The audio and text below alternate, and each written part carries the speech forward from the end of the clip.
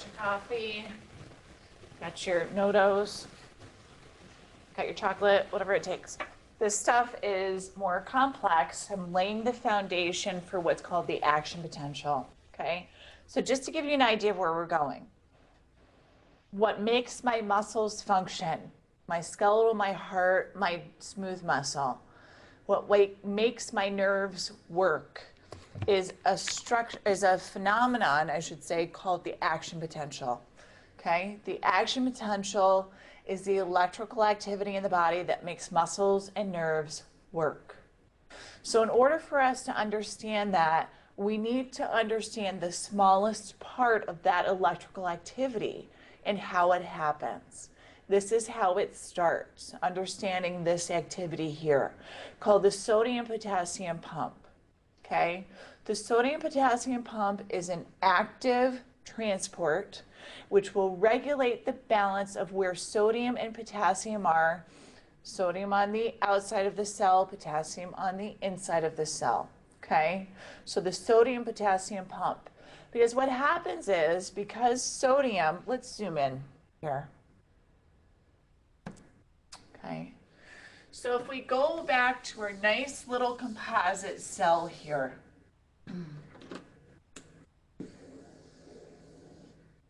There's our nucleus, there's our plasma membrane. I make the nucleus small. It's not a smart cell. Okay. What happens in a resting cell is that we will have sodium more concentrated on the outside of the cell.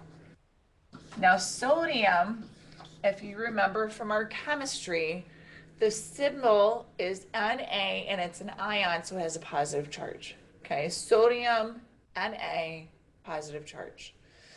Potassium is symbol K with a positive charge. Potassium is going to be in a greater concentration in a resting cell on the inside. So just to give you a visual, potassium, potassium, potassium, sodium, sodium, sodium, sodium. Okay. Potassium can leak out. Potassium likes to leak out. So over time, this resting cell, don't forget that cells are not this picture, like I've got the picture on the whiteboard. Cells are the smallest living thing in our body. They're dynamic, they're changing. So what happens is the sodium leaks out. It likes to sneak out. It's like my dog sneaking out the back door. It's looking for that little opening in a protein channel that's just wide enough and it sneaks out. Okay? Potassium sneaks out, potassium sneaks out. Okay, just a little bit, not a lot. Sneaky, sneaky. Guess where sodium likes to sneak in? That's right, into the cell. So as potassium is sneaking out, sodium is sneaking in, because they're going to an area where there's a lesser concentration of sodium or potassium. It's passive diffusion. Okay, so sodium and potassium should be concentrated in specific areas, but they like to sneak to the other one. Okay, the active sodium-potassium pump, when this gets to have too many potassium out and too many sodium in, the sodium-potassium pump says, okay, I'm going to kick into play. And what I'm going to do is I'm going to push 3 sodium out, 2 potassium in to reestablish that concentration of potassium on the inside and sodium on the outside. Okay, sodium-potassium pump is going to kick 3 sodium out, 2 potassium in to reestablish the concentration of potassium in and sodium out. Okay. Now, don't forget our little saying, where water goes, where sodium goes, water goes. So if we get a lot of sodium inside the cell, water will follow, and if it leaves, that'll follow as well. Okay, just to plant a seed for when we get to isotonic solutions. Okay, so sodium-potassium pump.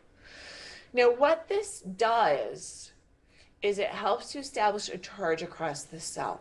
Okay, what this does, because don't forget we're moving charged, positively charged molecules. It'll change the charge across the cell.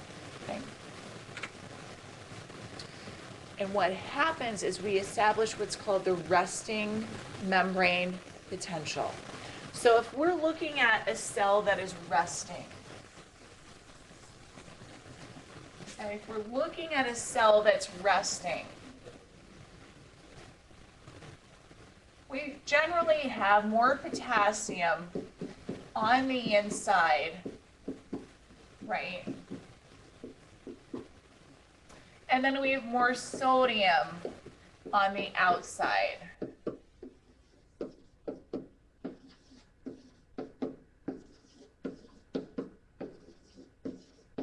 Okay. We tend to have a lot more sodium on the outside than we do potassium on the inside. So even though potassium is at a higher concentration, in general, we have more sodium than potassium. Okay. And we also have that active sodium potassium pump that pushes three, now just listen to this for a minute. It pushes 3 sodium out, so 3 positive sodiums out, 2 positive potassiums in. So if we're pumping more positive out than we are in, we're going to establish a negative charge on that cell. If you didn't get that, back up the tape and listen to it one more time, okay? By pushing 3 positive charged ions of sodium out and only 2 positive charged ions of potassium in, we establish a negative charge across that cell membrane. It generally balances out to be 70 millivolts, okay? Why? Because that's what the balance tends to be of the sodium on the outside to the potassium on the inside, okay? So as a cell is resting, and it's still dynamic, it's still having structures go across, okay? What I mean by the resting membrane potential is that it is a nerve cell or a muscle cell that's not firing, okay? It's a nerve cell or a muscle cell that's not firing. These cells that rest are going to have, if you were to actually take a meter and check it, it would be negative 70 millivolts. Okay? From here, when we start to change that charge, we start to talk about how the cells work. I know it's confusing, but if you think for just a second, how do lights work? I know that we have some engineers on campus, they could easily tell you this 1,000 times better than me. But the whole premise behind lights or electrical currents is the movement of ions, okay? The movement of electrons. That's exactly what we're talking about here. The movement of these electrons, these positively charged ions, is what is going to make muscles and nerves work, okay? When they are resting, they're at negative 70. I know I repeat this and repeat this and repeat this, but I know this is one of the most difficult topics that we cover, okay? So resting membrane potential. And as always, if this does not gel with you, if it doesn't make sense, just shoot me an email or meet me during office hours. I'd be happy to go over it with you, okay? Here's a picture. I'm going to zoom in on this, okay, of the sodium potassium pump for my visual learners. And you can see there that we're pumping those 3 sodium out and we're pumping the 2 potassium in, okay, and establishing that negative membrane. Isotonic solutions, super important. Okay, when you start to talk about putting solutions into patients, they need to be isotonic. I-M-tonic was the way I always remembered it. Isotonic. Okay, iso meaning same as, tonicity meaning the concentration of solution. Isotonic is going to be the same solute concentration as in the body on the inside and outside of cells. So if we're talking about like a saline solution or a ringer solution, as you start to get into your nursing, you'll learn about those. They need to be the same concentration of solute and solvent as are in our bodies, okay? As are in our bodies.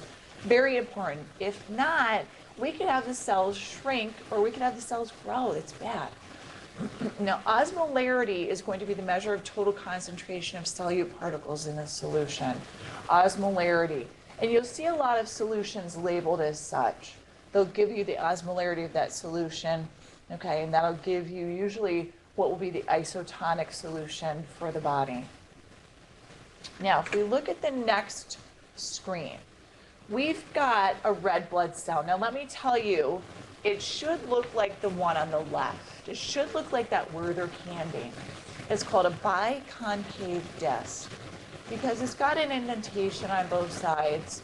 It's that wavy presentation, which once again helps to increase surface area, okay, and provides a normal size. Now, if I were to take a cell and put it into what's called a hypertonic solution, so that solution is going to have an excess amount of solute, okay, in it. So it's going to have an extra concentration of solute. For example, salt water. If I were to take your red blood cells and put them in a solution that had more salt in it than our bodies are used to, what will happen is water will leave that cell and it shrinks or crenates. C-R-E-N-A-T-E-S, crenates. This is why it's important to use isotonic solutions, because that cell will now shrink. That's not the proper size for that red blood cell to perform the functions that it provides, okay? So isotonic solutions will cause a shrinking of that cell. Now, hypotonic solution, I think I just said isotonic, I apologize. Hypertonic solution. A hypotonic solution will have less sodium in it, okay, I'm using sodium as an example, than would be in our body tissues. Now, if you think about it, what your body is trying to do is to balance the solution on the inside and outside of cells. So if your body is trying to balance the solute on both sides of the cells, water will go where sodium is. So if you put that red blood cell into a hypotonic solution, now the inside of the cell is going to have, relative to the outside of the cell, more salt in it. So where the salt is in higher concentration, water will go. Water is now pouring into that cell and making it expand. And eventually that cell will break open, okay, will break apart. Then you dump all the hemoglobin on the inside, all the iron, very bad things will happen, start to clump, okay? So hypertonic solution, the solution on the outside is going to have more salt in it. Water will leave the cell will shrink. Hypotonic solution, there will be more salt on the inside of cell, relatively speaking, and water will move in. Okay. Internal structures. Now we're going to talk about all the goodies on the inside, okay, of a cell. Nucleus, ribosomes, etc. We'll go through them one by one. Here they are. You can see, just to give yourself a quick visual, okay? The nucleus is at the center. That's the brains. That holds our genetic code, our DNA.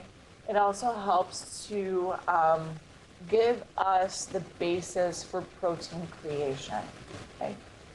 Around that, you see that sort of folding back structure. And then on the back left, almost looks like a roller coaster.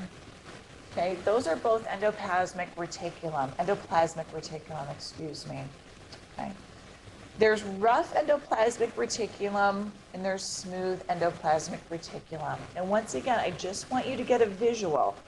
We're going to go through and talk about how each one of these works in a little bit. Now, rough endoplasmic reticulum is going to have what's called ribosomes on it. Okay. It's going to have ribosomes on it. Hold on just a second for me.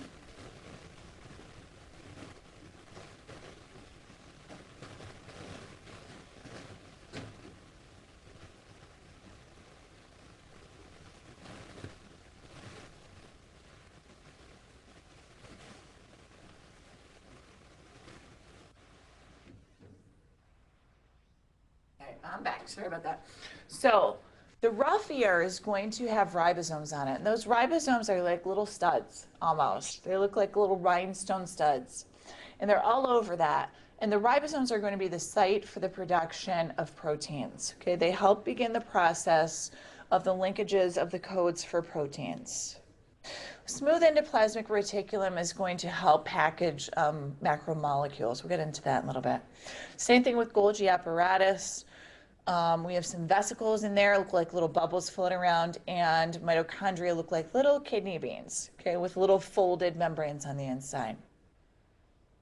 Okay, nucleus is the brain.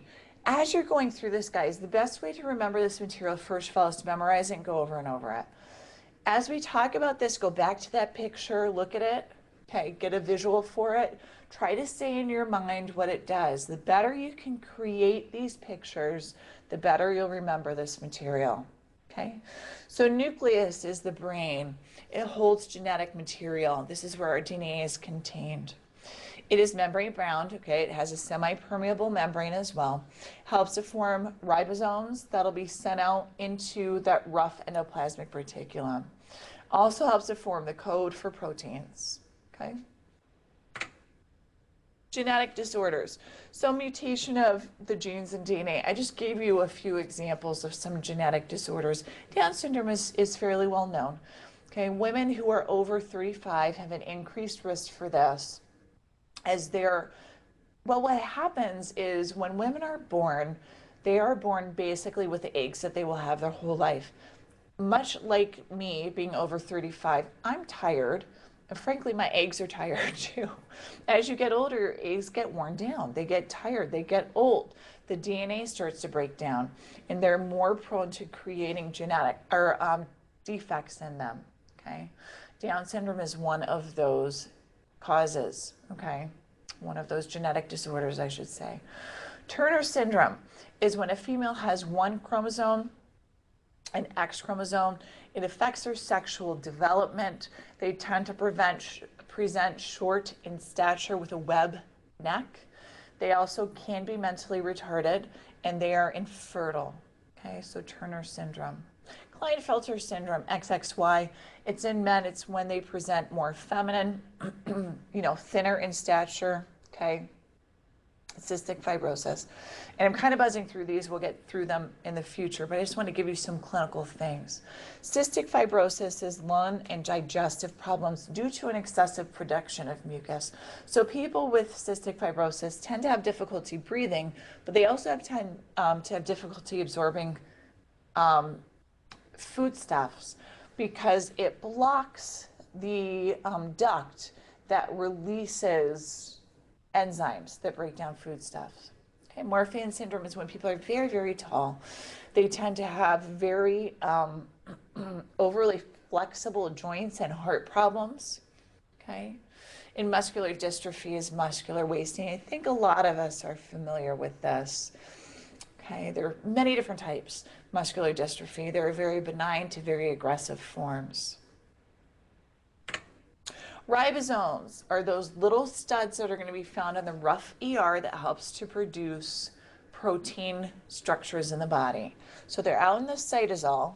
And the cytosol is a gelatinous type of structure in which all of the organelles live. Okay?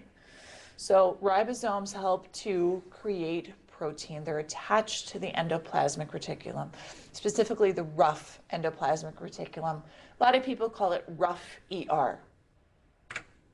Okay, the endoplasmic reticulum, so there's rough and smooth. Rough has those ribosomes, smooth does not.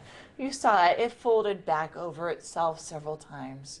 Now, it helps to produce proteins with those ribosomes, but it also helps to synthesize what are called macromolecules, lipids, hormones, proteins, okay?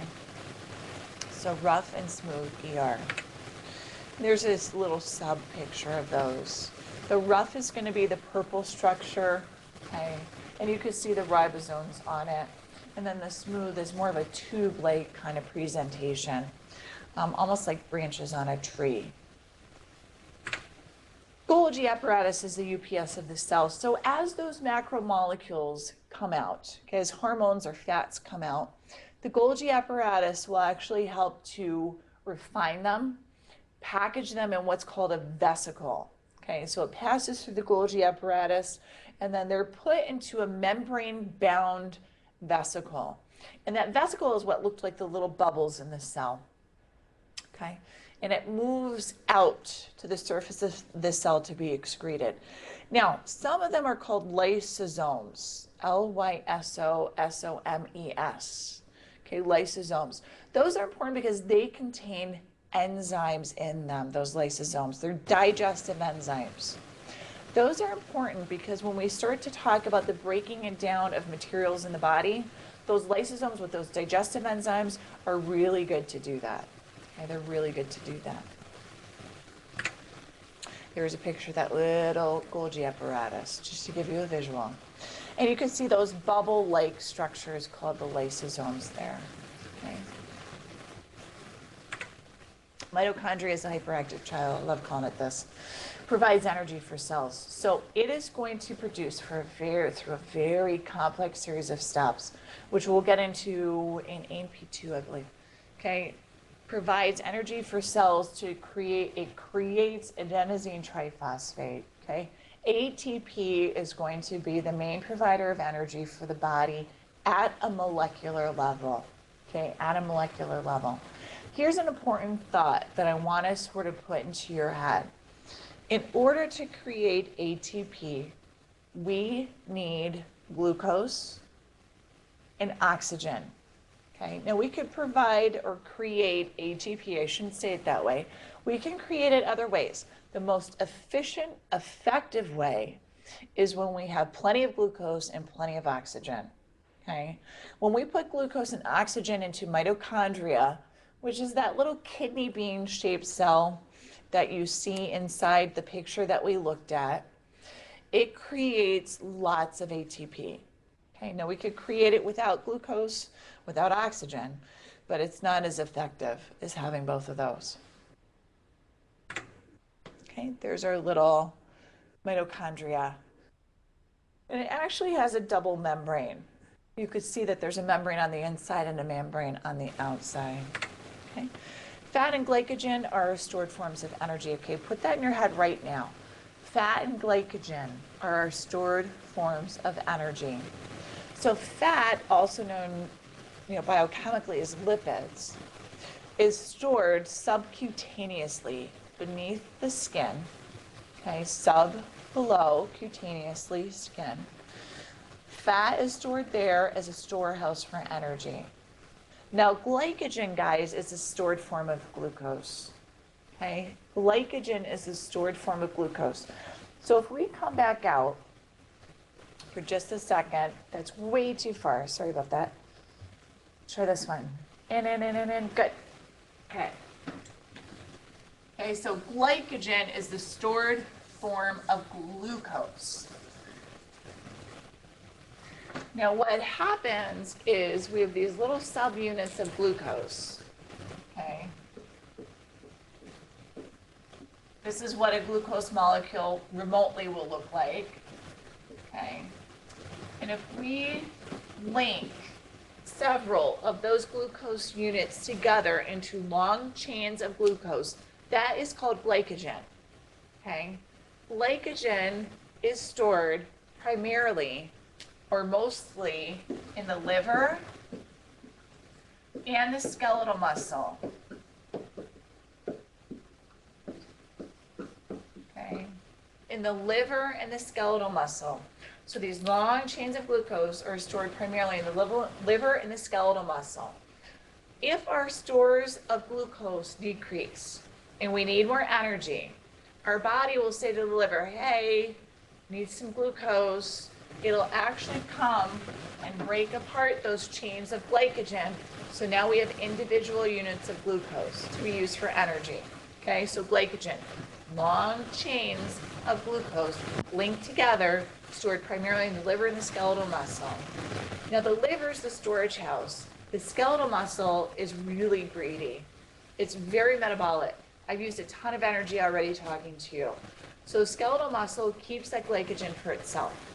Okay? Liver shares, skeletal muscle doesn't like to. Okay? So stored forms of energy, fat and glycogen. So if we don't have enough glucose, it's been 8 hours since we've eaten. We don't have glucose primarily from carbohydrates in our diet.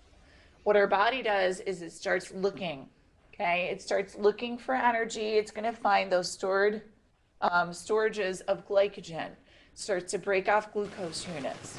If it goes through that, the next step is going to be fat, okay?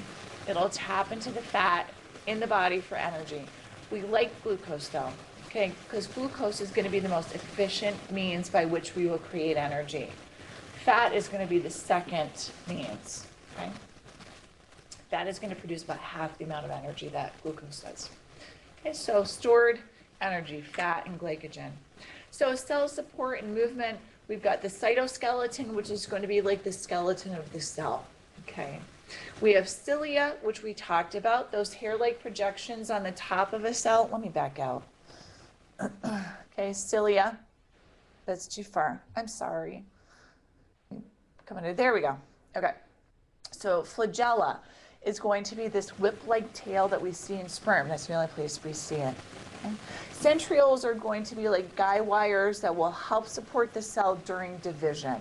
Okay, centrioles near the nucleus. Metabolism, we're going to talk about metabolism as its own separate structure, its own separate unit. There are two major parts that I would like to introduce you to. There's anabolism and catabolism, because we will sort of talk about these. Anabolism is the building up, okay? Anabolic. If I know somebody who's working out at the gym who's on anabolic steroids, they're building up. They're getting stronger, okay? So anabolism, or building up. Catabolism is breaking down. Our body is constantly building up and breaking down.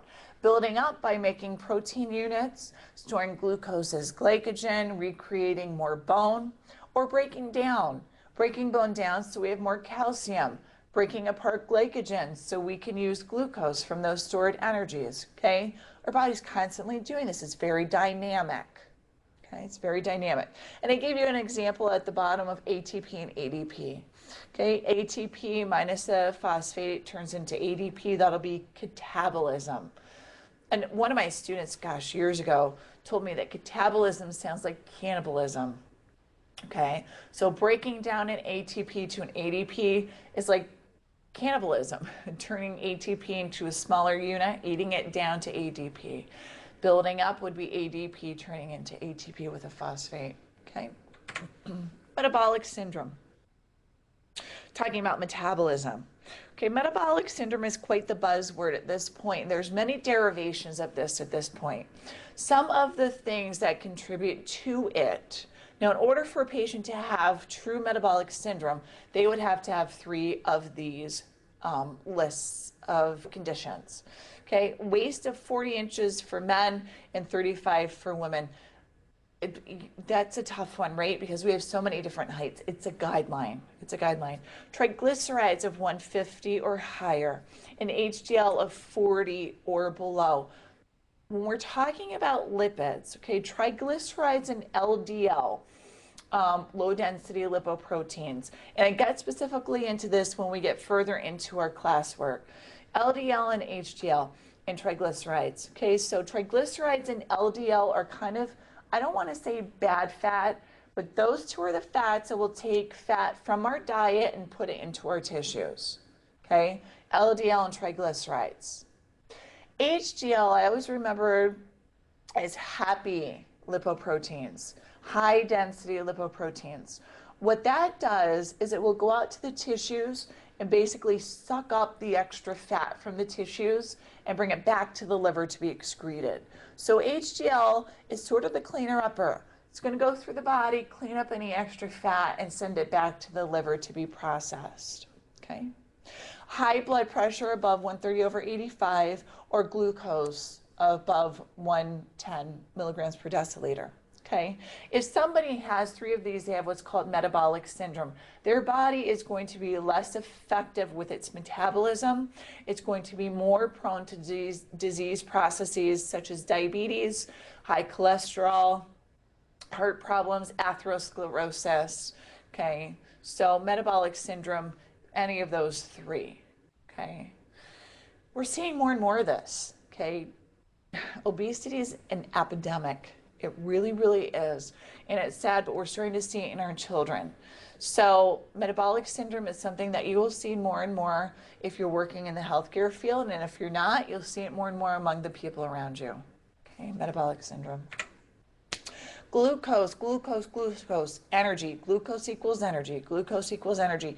Glucose and oxygen, when put into mitochondria, that kidney bean shaped organelle that's inside of a cell, is going to produce a lot of energy. Okay, so glucose is really important to form ATP. If it's not used though, if we eat, this is why people put on weight when they eat too many sugars. Okay, if it's not used, it will be converted into fat. So we ingest glucose, we use it for energy, we store it as glycogen, and then if we don't use it at that point, it'll turn into fat. Okay, so fats and proteins can be additional uses of energy, but here's the thing, fat is going to provide half the energy that carbs do, the half. So if any of you have been on those low carb diets and you're supposed to tap into the fats, you notice that you don't have as much energy. It's because fats are only going to provide half the ATP that glucose will. Okay. Proteins are a very, very poor source of energy, and it's bad news if you're starting to tap into proteins. That means you're starting to tap into the structural units of the body. This is when we get atrophy or muscular wasting, when people are so undernourished that they don't have enough nutrients to provide energy. Their body will start to use protein as an energy source. Very poor source of energy. Okay. Alrighty. Thank you very much. There's going to be one more small portion about DNA. Okay, so there's going to be a third part to this lecture, just so you don't miss it. Thanks a bunch. Study hard. Watch that third part, and I'll talk to you guys soon.